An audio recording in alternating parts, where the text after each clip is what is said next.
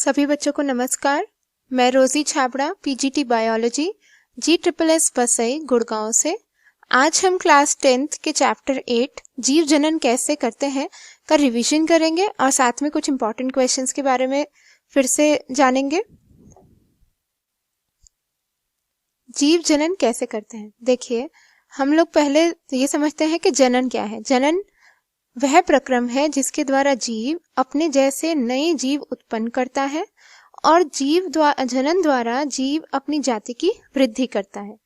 देखिए यहाँ पे जो जनन है इसमें सबसे महत्वपूर्ण घटना क्या है, मतलब सबसे इम्पोर्टेंट इवेंट क्या होता है, वो है डीएनए की प्रतिकृति बनना, यानी कि डीएनए की कॉपी बनना।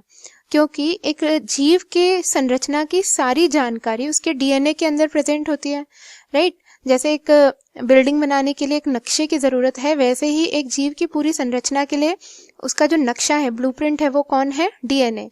तो जनन की जो सबसे इम्पोर्टेंट इवेंट है, सबसे महत्वपूर्ण घटना है, वो है डीएनए की प्रतिकृति बनना, जिससे रिलेटेड क्वेश्चन भी आता है कि जनन की सबसे महत्वपूर्ण घटना क्या है।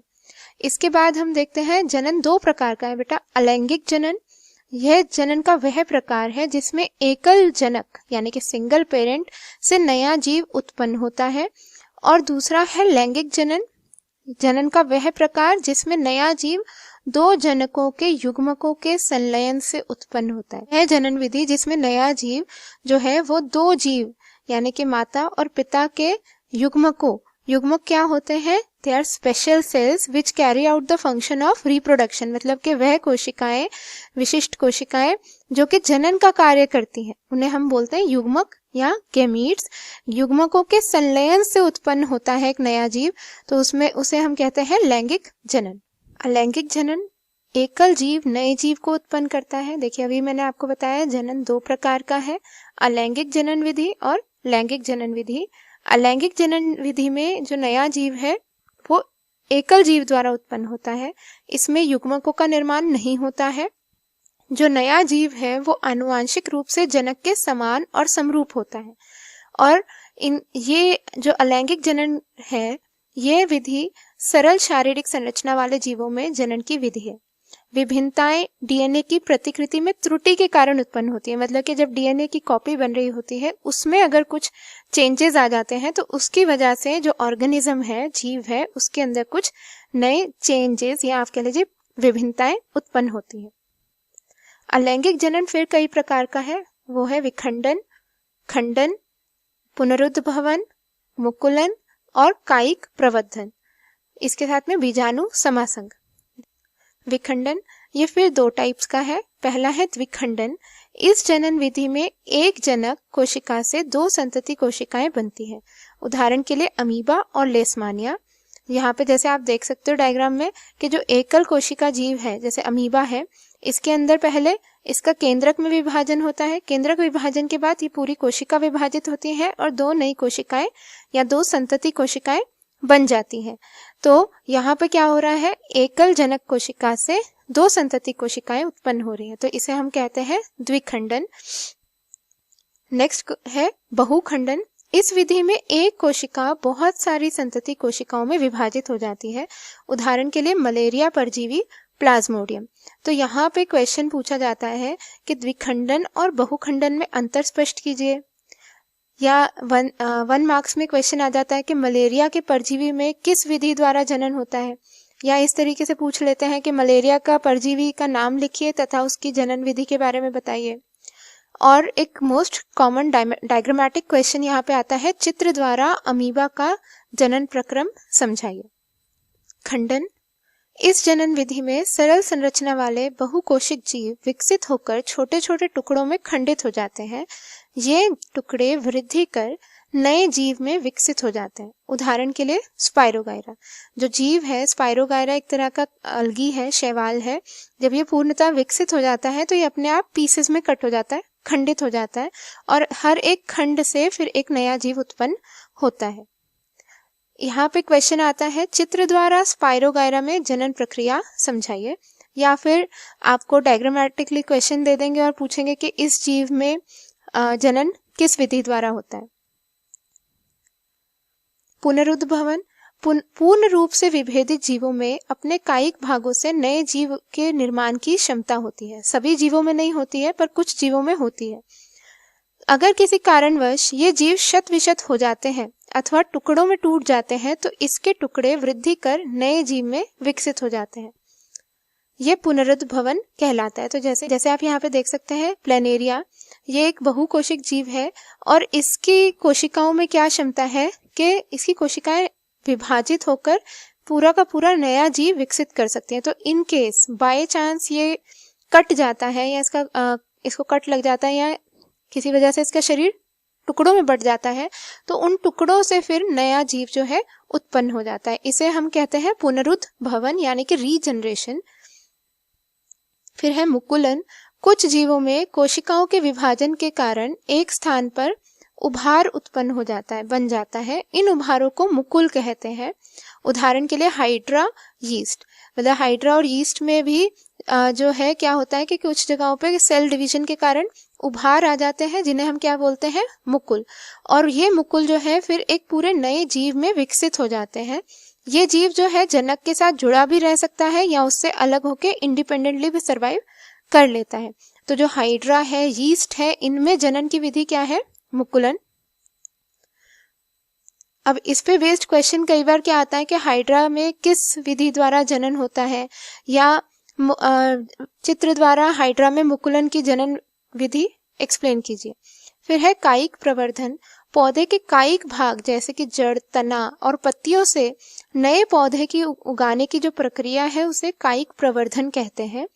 जैसे जड़ द्वारा गाजर उगाई जाती है, शकरकंदी उगाई जाती है, तने से आलू और अदरक उगाए जाते हैं, पत्तियों से ब्रायोफिलम, जो ब्रायोफिलम पत्थर चट्टा जिसे कहते हैं, ये एक विशेष प्रकार का पौधा है। इसकी पत्तियों के एजेस के ऊपर भी छोटे छोटे पौधे अपने आप बनने लग जाते हैं और जब ये विकसित हो जाते हैं, भारी हो जाते हैं, तो ये अपने आप पत्ती से टूट के अलग होके मिट्टी में गिर के नया पौधा बना लेते हैं। तो यहाँ पे कई बार क्वेश्चन आता है कि ब्रायोफिलम में कि किस भाग से नया पौधा उत्पन्न होता है, तो इसका आंसर आएगा पत्तियां। कायिक प्रवर्धन के लाभ क्या है? यह विधि उन पौधों को उगाने में प्रयोग की जाती है जिनमें बीज उत्पन्न करने की क्षमता नहीं होती है। इस विधि द्वारा उगाए गए पौधों में बीज द्वारा उगाए गए पौधों की अपेक्षा कम समय में फल और फूल लगते हैं। संतति आनुवांशिक रूप से जनक के समान होती है। कायिक प्रवर्धन से आप क्या समझते हैं? कायिक प्रवर्धन की दो पद्धतियों के नाम लिखिए। कुछ पौधों को उगाने के लिए कायिक प्रवर्धन का उपयोग क्यों किया जाता है? ये क्वेश्चन काफी इम्पोर्टेंट है। देखिए, इसका बहुत सिंपल सा आंसर है। कुछ पौधे अपने बीज उत्पन्न करने की क्षमता खो चुके हैं या बीज उत्पन्न नहीं कर पाते हैं, तो उनको उगाने के लिए कायिक प्रवर्धन जो है उपयोगी विधि। बीजाणु समासंग। सरल बहुकोशिक जीवों जैसे कि कवक में जनन के लिए विशिष्ट संरचनाएं पाई जाती हैं। उधर्व तंतुओं के ऊपर सूक्ष्म गुच्छ संरचनाएं अथवा बीजाणु धानियां पाई जाती हैं। ये जो बीजाणु धानियां हैं, इनके अंदर बीजाणु उत्पन्न करती हैं, जिन्हें स्पोर्स कहते हैं। बीजाणु के चारों ओर जो है एक मोटी भीति होती है, एक टफ प्रोटेक्टिव लेयर होती है, जो कि प्रतिकूल परिस्थितियों में उनकी रक्षा करती है और अनुकूल परिस्थितियों में यह पुनः वृद्धि करने लगते हैं। उत्तक संवर्धन। उत्तक संवर्धन तकनीक में पौधे के उत्तक अथवा उसकी कोशिकाओं को पौधे के शीर्ष के वर्धमान भाग से पृथक कर नए पौधे उगाए जाते हैं। मतलब कि जो शूट टिप है या रूट टिप है, उन पे मेरिस्टेमेटिक सेल्स यानी कि विभज्योतक कोशिकाएं उपस्थित होती हैं। उनको प्लांट से कट करके और फिर एक न्यूट्रिएंट मीडियम यानी कि एक पोषक माध्यम में रखा जाता है। इन कोशिकाओं को कृत्रिम पोषक माध्यम में रखा जाता है, जिससे कोशिकाएं विभाजित होकर अनेक कोशिकाओं का छोटा समूह बनाती हैं, जिसे कैलस कहते हैं। कैलस को फिर वृद्धि एवं विभेदन के लिए हार्मोन युक्त अन्य माध्यमों में स्थानांतरित करते हैं, ट्रांसफर करते हैं, जिससे कि वो एक छोटे पौधे का रूप ले लेता है, एक सैपलिंग बना लेता है, जिसको बाद में जो है मिट्टी में रोप दिया जाता है और वृद्धि करके ये एक नए पौधे में विकसित हो जाता है। फिर है लैंगिक जनन। लैंगिक जनन जो है वो इसमें दो जीव, नर तथा मादा, मिलकर नया जीव उत्पन्न करते हैं। युग्मकों का निर्माण होता है, जिनके संलयन से जीव उत्पन्न होता है। आनुवांशिक रूप से नया जीव जो है वो जनकों के समान होता है परंतु समरूप नहीं होता है। मतलब कि 100% उसका डीएनए एक पेरेंट से नहीं आ रहा है, देखिए उसको 50% डीएनए मदर से और 50% डीएनए फादर से मिल रहा है, तो वो आनुवांशिक रूप से सिमिलर होता है अपने पेरेंट्स के, बट एग्जैक्ट कॉपी नहीं है। इस जनन विधि में अलैंगिक जनन की अपेक्षा अधिक विभिन्नताएं उत्पन्न होती हैं। फिर देखिए, जैसे हम एक डायग्राम से मैं इसको सम अप करना चाहती हूँ कि जैसे मैंने आपको बताया कि इसमें क्या है, मादा का युग्मक और नर का जो युग्मक है, युग्मक क्या है, ये विशेष कोशिकाएं हैं जो कि जनन का कार्य करती हैं। इनके बीच में संलयन होता है, इनका फ्यूजन होता है जिसे हम कहते हैं निषेचन यानी कि फर्टिलाइजेशन, और इनके निषेचन से फिर बनता है युग्मनज। जो युग्मक है जैसे अभी बताया आपको, ये विशिष्ट कोशिकाएं हैं जो जिनके संलयन होता है और उनके संलयन से नया जीव उत्पन्न होता है। पादपों में जनन, पादपों में जड़, तना, पत्ता कायिक भाग है तथा पुष्प जनन भाग है। पुष्प के मुख्य भाग कौन कौन से हैं? बृहद्दल, पंखुड़ी, स्त्री केसर और पुंकेसर। देखिए ये जो सबसे बाहर ग्रीन कलर की छोटी छोटी लीव्स होती हैं इन्हें हम कहते हैं बृहद्दल यानी कि पेट्स यानी कि सेपल्स। फिर इसके बाद जो कलर्ड लीव्स हैं इन्हें हम बोलते हैं पंखुड़ियां या दल, और इंग्लिश में इन्हें हम बोलते हैं पेटल्स। और फिर आता है फीमेल रिप्रोडक्टिव पार्ट यानी कि मादा जनन भाग, वो है स्त्री केसर यानी कि पिस्टिल, और फिर है नर जननांग यानी कि पुंकेसर या स्टेमन। बृहद्दल जो है यानी कि सेपल्स जो है ये कली की सुरक्षा करते हैं। पंखुड़ी जो है ये पुष्प का रंग बिरंगा भाग होते हैं जो कि पक्षियों और कीटों को आकर्षित करते हैं। ये पुष्प के जननांगों की रक्षा करते हैं। फिर है स्त्री केसर यानी कि पिस्टिल, ये पुष्प का मादा जननांग होता है। इसके 3 भाग होते हैं। वर्तिकाग्र यानी कि स्टिग्मा, ये स्त्री केसर का सबसे ऊपरी भाग होता है।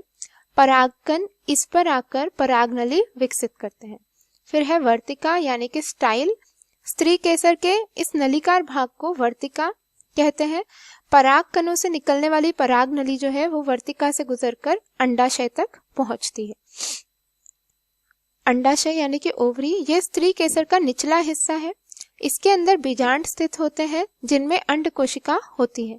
इसके 2 सिरे होते हैं, एक तो है चैलेजल एंड, इस पर 3 एंटीपोडल कोशिकाएं होती हैं, और दूसरा माइक्रोपाइल जिस पर 2 सिनर्जिड कोशिकाएं होती हैं और एक अंड कोशिका उपस्थित होती है, और इसके बीच में उपस्थित होते हैं 2 पोलर न्यूक्लियस। पुंकेसर ये नर जननांग होता है और इसके 2 भाग हैं। पराग कोश, जैसे कि आप यहाँ देख सकते हैं, यह है पराग कोश। इनके अंदर परागकण यानी कि पोलन ग्रेन्स बनते हैं, और दूसरा है तंतु फिलामेंट, ये पराग कोश को पुष्प से जोड़े रखने का कार्य करते हैं। फिर जननांगों के आधार पर पुष्प 2 प्रकार के हैं। उभयलिंगी पुष्प, बाइसेक्सुअल फ्लावर्स, जिन पुष्पों में स्त्री केसर व पुंकेसर दोनों जननांग उपस्थित होते हैं उन्हें उभयलिंगी पुष्प कहते हैं। मतलब ऐसे फ्लावर्स जिनके अंदर मेल रिप्रोडक्टिव पार्ट भी है, फीमेल रिप्रोडक्टिव पार्ट भी है, उसे हम क्या कहेंगे? उभयलिंगी पुष्प या बाइसेक्सुअल फ्लावर। एग्जाम्पल है सरसों, गुड़हल। दूसरे है एक लिंगी पुष्प यानी कि यूनिसेक्सुअल फ्लावर्स, स्त्री केसर और पुंकेसर में से कोई एक ही जननांग उपस्थित होता है। मतलब कि फ्लावर के अंदर या तो मेल रिप्रोडक्टिव पार्ट होगा या फीमेल रिप्रोडक्टिव पार्ट होगा। इनका उदाहरण है पपीता, तरबूज। यहाँ पे क्वेश्चन पूछ लिया जाता है कि जो उभयलिंगी पुष्प है और एक लिंगी पुष्प है इनके उदाहरण लिखिए, या एमसीक्यूज में पूछ लिया जाता है कि सरसों किस प्रकार का पुष्प है, या आपको ऑप्शंस दे देंगे कई सारे पौधों का और आपसे पूछ लेंगे ये उभयलिंगी, इनमें उभयलिंगी पुष्प पाए जाते हैं या एक लिंगी पुष्प पाए जाते हैं। तो आपको ये कंसेप्ट क्लियर होना चाहिए और आपको इनके मिनिमम 3-4 एग्जाम्पल्स और आने चाहिए। फिर है परागन, ये जनन प्रक्रिया का प्रथम चरण होता है। मतलब प्लांट्स के अंदर जो रिप्रोडक्शन का पूरा प्रोसेस है उसका वो 2 फेजेस में बटा हुआ है। उसका जो फर्स्ट पार्ट है वो है परागन यानी कि पॉलिनेशन। परागन वह प्रक्रम है जिसमें पुंकेसर के परागकोश से परागकण स्त्री केसर के वर्तिकाग्र पर स्थानांतरित होते हैं।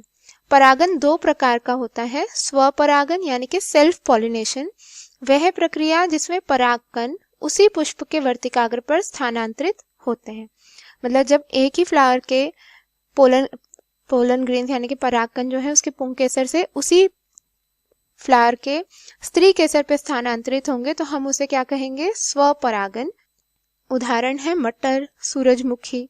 और परपरागन क्या है, क्रॉस पॉलिनेशन, वह प्रक्रिया जिसमें एक पुष्प के परागकण दूसरे पुष्प के वर्तिकाग्र पर स्थानांतरित होते हैं, जैसे कि सेब है और कई प्रकार की घास है। पौधों में परपरागन, क्योंकि परपरागन में क्या हो रहा है, एक पुष्प के परागकण दूसरे पुष्प के स्त्री केसर पे जा रहे हैं, तो उनको ट्रांसफर के लिए कोई एजेंट भी चाहिए, कोई माध्यम चाहिए जिसके थ्रू वो एक पुष्प से दूसरे पुष्प पे जा सके, राइट। तो परपरागन में पक्षी, कीट, जल, वायु और जानवर जो है सहायता करते हैं। परागन, यहाँ पे जो क्वेश्चन पूछा जाता है वो कि परागन को परिभाषित कीजिए, स्वपरागन और परपरागन में अंतर स्पष्ट कीजिए। फिर निषेचन प्रक्रिया को हम इस डायग्राम की हेल्प से एक बार समझते हैं। देखिए, परागन क्या है कि पोलन ग्रेन्स यानी कि परागकण जो है वो पुंकेसर से स्त्री केसर के वर्तिकाग्र तक स्थानांतरित किए गए। इसके बाद क्या होता है कि ये जो परागकण है इनमें से पराग नली विकसित होती है। जैसे आप यहाँ देख सकते हो, ये क्या है, पराग नली। ये पराग नली जो है वर्तिका से, स्त्री केसर का वर्तिका से यानी कि स्टाइल से गुजरती हुई कहाँ जाती है, अंडाशय की तरफ। यहाँ पे आप देख सकते हो कि पराग नली के अंदर क्या उपस्थित है, 2 नर युग्मक। ये पराग नली विकसित होकर माइक्रोपाइल वाले सिरे से अंडाशय के अंदर प्रवेश करती है और नर युग्मक जो है उन्हें अंडाशय के अंदर रिलीज कर देती है। आगे क्या होता है कि जो नर युग्मक है उनमें से एक नर युग्मक मादा युग्मक यानी कि ओवम के साथ निषेचन करता है, ठीक, और जो दूसरा नर युग्मक है वो पोलर न्यूक्लियाई के साथ फ्यूज हो जाता है। तो जो नर युग्मक मादा युग्मक के साथ संलयन किया, निषेचन किया, वो निषेचन के बाद बनाता है युग्मनज, जिसे हम कहते हैं जाइगोट। और जो दूसरा नर युग्मक था वो पोलर न्यूक्लियाई के साथ फ्यूज हो गया, तो वहां पे उसने क्या बना लिया, एंडोस्पर्म। इस पूरे प्रक्रम में क्योंकि 2 फर्टिलाइजेशन हो रहे हैं, दो कह लीजिए 2 संलयन हो रहे हैं, तो इसे हम बोलते हैं डबल फर्टिलाइजेशन।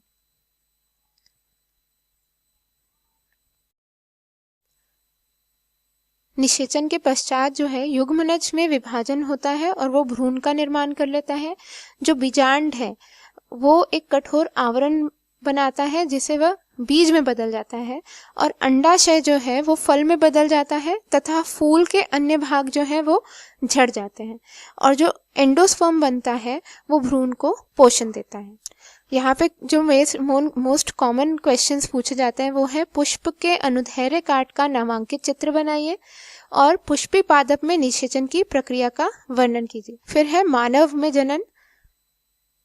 जटिल शारीरिक संरचना के कारण मानव में लैंगिक जनन द्वारा नए जीव उत्पन्न होते हैं। 11 से 19 वर्ष की आयु की अवधि को किशोरावस्था कहते हैं।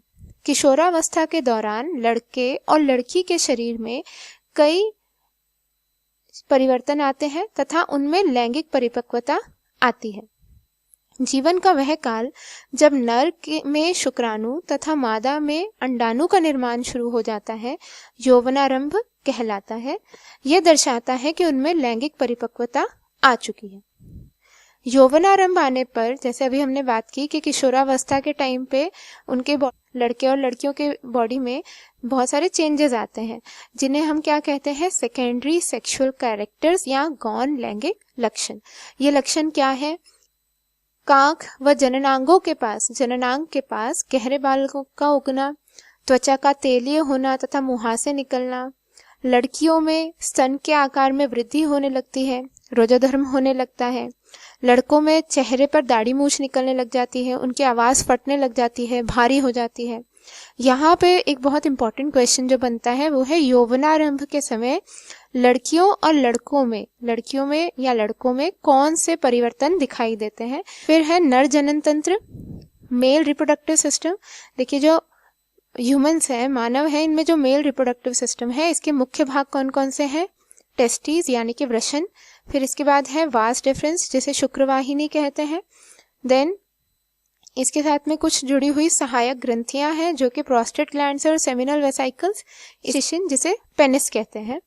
देखिए, वृषण जो है ये उदर गुहा से बाहर वृषण कोश में उपस्थित होते हैं। ये उदर गुहा से बाहर वृषण कोश में इसलिए स्थित होते हैं क्योंकि शुक्राणुओं के निर्माण के लिए 35 डिग्री के तापमान की आवश्यकता होती है और उदर गुहा में तापमान 37 डिग्री होता है। एक क्वेश्चन यहाँ बार बार पूछा जाता है कि जो वृषण है वो उदर गुहा से बाहर वृषण कोश में क्यों स्थित है।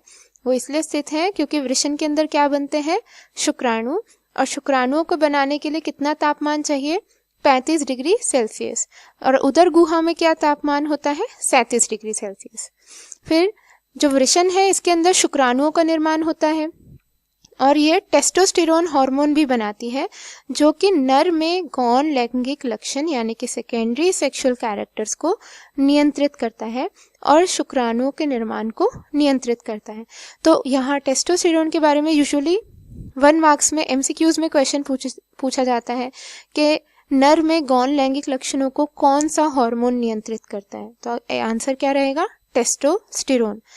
और वृषण के बारे में क्वेश्चन आता है कि वृषण का क्या कार्य है, नर जनन तंत्र में वृषण का क्या कार्य है। तो बहुत सिंपल सा आपको, वृषण जो है वो शुक्राणुओं का निर्माण करते हैं और दूसरा ये टेस्टोस्टेरोन हार्मोन बनाते हैं जो कि नर में गौण लैंगिक लक्षणों को नियंत्रित करता है। फिर है शुक्रवाहिनी, वास डिफरेंस, ये शुक्राणुओं को वृषण से शिशन तक पहुंचाती है। मूत्र मार्ग, यूरिनरी डक्ट, ये मूत्र और वीर्य दोनों के बाहर जाने का मार्ग है। बाहरी आवरण के साथ इसे शिशन यानी कि पेनिस कहते हैं। संबंधित ग्रंथियां, शुक्राशय यानी कि सेमिनल वेसाइकल्स और जो प्रोस्टेट ग्रंथि है इन्हें नर जनन तंत्र की संबंधित ग्रंथियां कहते हैं और ये अपने स्राव मतलब जो भी सिक्रीशंस ये बनाती हैं उनको शुक्रवाहिनी में डाल देती हैं। इनकी सिक्रीशंस से होता क्या है, शुक्राणुओं को तरल माध्यम में आ जाते हैं, ये माध्यम उन्हें पोषण प्रदान करता है, उनके स्थानांतरण में सहायता करता है, उनके मतलब शुक्राणुओं के स्थानांतरण में सहायता करता है और इन ग्रंथियों के स्राव मिलकर वीर्य का निर्माण करते हैं। इन ग्रंथियों के स्राव और जो शुक्राणु है ये मिलकर किसका निर्माण करते हैं, वीर्य का। यहाँ पे जो इंपॉर्टेंट क्वेश्चंस है, नर जनन तंत्र में शुक्राणु का निर्माण कहाँ होता है, तो इसका आंसर आपको पता है, वृषण में यानी कि टेस्टिस। शुक्राशय एवं प्रोस्टेट ग्रंथि की क्या भूमिका है, तो जैसे अभी बताया था इन्हें हम क्या बोलते हैं, संबंधित ग्रंथियां, और इनके जो स्राव है वो मिलकर क्या बनाते हैं, वीर्य बनाते हैं और ये शुक्राणु को तरल माध्यम देते हैं और पोषण प्रदान करते हैं। या फिर इसी क्वेश्चन को हम दूसरे वर्ड्स में जो पूछ लेते हैं वो है, नर जनन तंत्र से संबंधित ग्रंथियों के नाम व उनके कार्य लिखिए। इसके बाद जैसे हम पहले ही डिस्कस कर चुके हैं, मानव में वृषण के क्या कार्य हैं। फिर है मादा जनन तंत्र, फीमेल रिप्रोडक्टिव सिस्टम।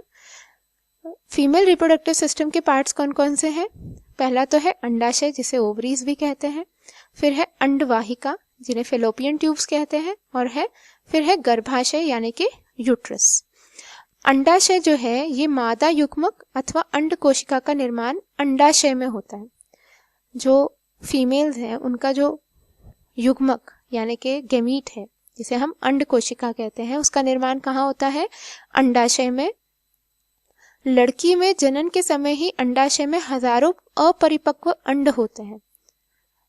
जो लड़कियां हैं जब वो अपनी माँ के पेट में होती है उसी समय उनके अंडाशय के अंदर अपरिपक्व अंड बन चुके होते हैं, हजारों लाखों की नंबर्स में, और यौवनारंभ के समय इनमें से कुछ अंड परिपक्व होने लगते हैं हर मंथ, ठीक है ना।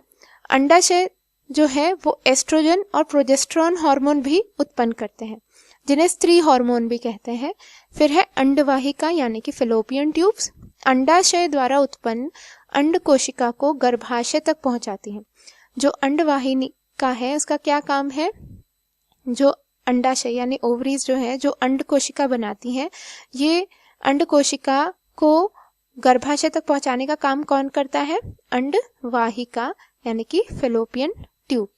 और अंड कोशिका का व शुक्राणु का जो निषेचन है, उनका जो फ्यूजन है वो भी अंडवाहिका में ही होता है। ये क्वेश्चन कई बार पूछा जाता है कि मानव के अंदर अंड कोशिका और शुक्राणु का निषेचन कहाँ होता है। इसका आंसर क्या है? अंडवाहिका यानी कि फेलोपियन ट्यूब। गर्भाशय, यहाँ शिशु का विकास होता है। गर्भाशय ग्रीवा द्वारा योनि में खुलता है। लड़कियों में यौवनारंभ होने पे हर महीने अंडकोशिका से एक अंडकोशिका, लड़कियों में यौवनारंभ आरंभ होता है तब हर महीने उनके अंडाशय यानी कि ओवरी से एक अंडकोशिका जो है रिलीज होती है और गर्भाशय जो है वो निषेचित अंड को मतलब फर्टिलाइज्ड एग को प्राप्त करने के लिए अपने आप को तैयार करता है। गर्भाशय अपने आप को तैयार कैसे करता है? इस दौरान गर्भाशय की भित्ति जो है वो मौसल और स्पॉन्जी हो जाती है, मतलब कि उसके अंदर जो है ब्लड सप्लाई भी बहुत बढ़ जाती है। और इन केस अगर निषेचन नहीं होता है तब क्या होता है, उस भित्ति की आवश्यकता नहीं रहती है। तो क्या होता है, ये जो परत गर्भाशय पे एक्स्ट्रा लेयर बनी थी वो लेयर जो है टूट जाती है, धीरे धीरे टूटती है और योनि मार्ग से रक्त और म्यूकस के साथ बाहर निकल जाती है। तो ये चक्र लगभग 1 महीने का समय लेता है और इसे ऋतुस्राव या रजोधर्म कहते हैं। लड़कियों में रजोधर्म के आरंभ को मतलब फर्स्ट मेंसेस को जो है रजोदर्शन या मीनार्च कहते हैं और ये रजोधर्म उनकी पूरी लाइफ नहीं चलता है। फीमेल्स में जो ये मेंस्ट्रुअल साइकिल है ये 40 से 50 साल की उम्र तक चलती है। इसके बाद अंडाशय से अंड उत्पन्न होना बंद हो जाता है, तो ऑब्वियसली मेंस्ट्रुअल साइकिल भी स्टॉप हो जाएगी। तो जो लास्ट मेंस्ट्रुअल साइकिल होती है उसे रजो निवृत्ति या मीनोपॉज कहते हैं। इन पे यूजुअली क्वेश्चंस आ जाते हैं कि जो पहला ऋतुस्राव या रजोधर्म के आरंभ को क्या कहते हैं? आंसर है रजोदर्शन। और रजोधर्म के बंद होने को क्या कहते हैं? रजो निवृत्ति।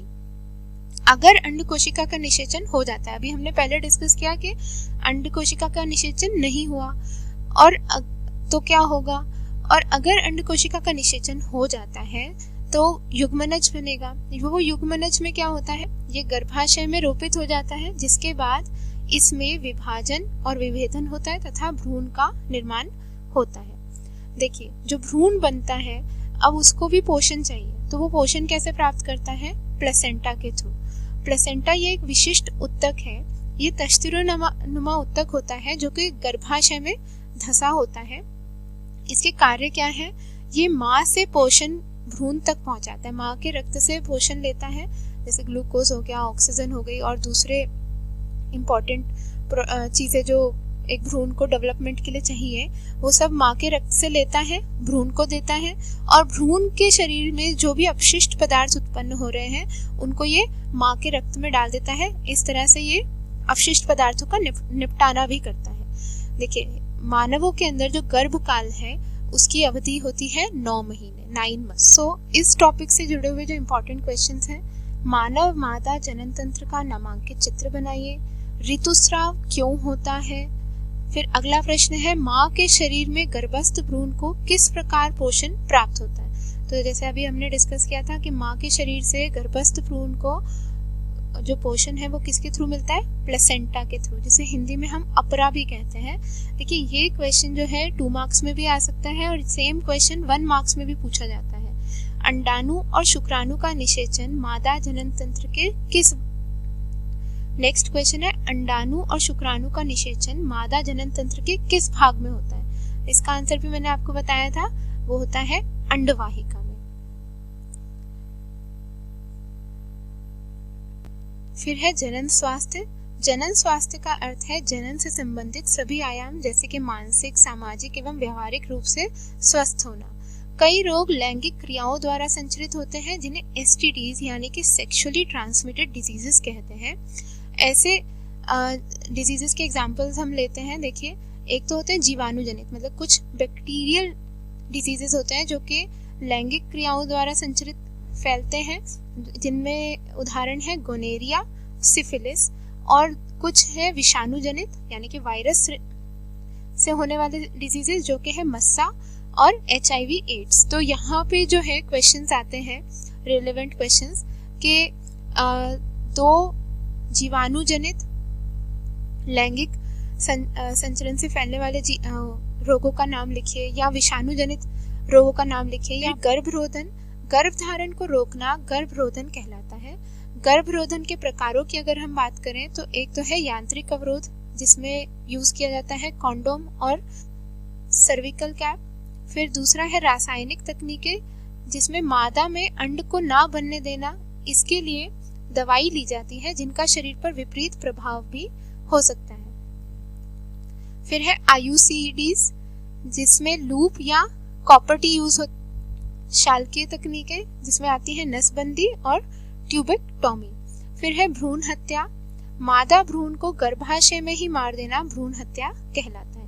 यहाँ पे मैं आपको बताना चाहती हूँ कि ट्यूबेक्टोमी क्या होता है, जो फेलोपियन ट्यूब्स है उनको कट कर देते हैं, जिससे कि निषेचन जो शुक्राणु है वो अंडाणु तक नहीं पहुंच पाते। तो ये शल्य तकनीक जो है स्त्रियों में होती है ट्यूबेक्टोमी, और नसबंदी जो है वो होती है नर के अंदर। इनसे रिलेटेड जो क्वेश्चंस हैं, लैंगिक संचरण से होने वाली 4 बीमारियों के नाम लिखिए। यहाँ मैंने आपके लिए बोला है 4 बीमारियां, यूजुअली 2 बीमारियों के नाम पूछ लेते हैं, या क्वेश्चन ऐसे आ जाता है कि लैंगिक संचरण से होने वाली जीवाणु जनित बीमारियों के नाम लिखिए या विषाणु जनित बीमारियों के नाम लिखिए। फिर नेक्स्ट क्वेश्चन है गर्भ निरोधक युक्तियों को अपनाने के क्या कारण हो सकते हैं। इसके साथ हमारा आज का सेशन कंप्लीट होता है। Thank you.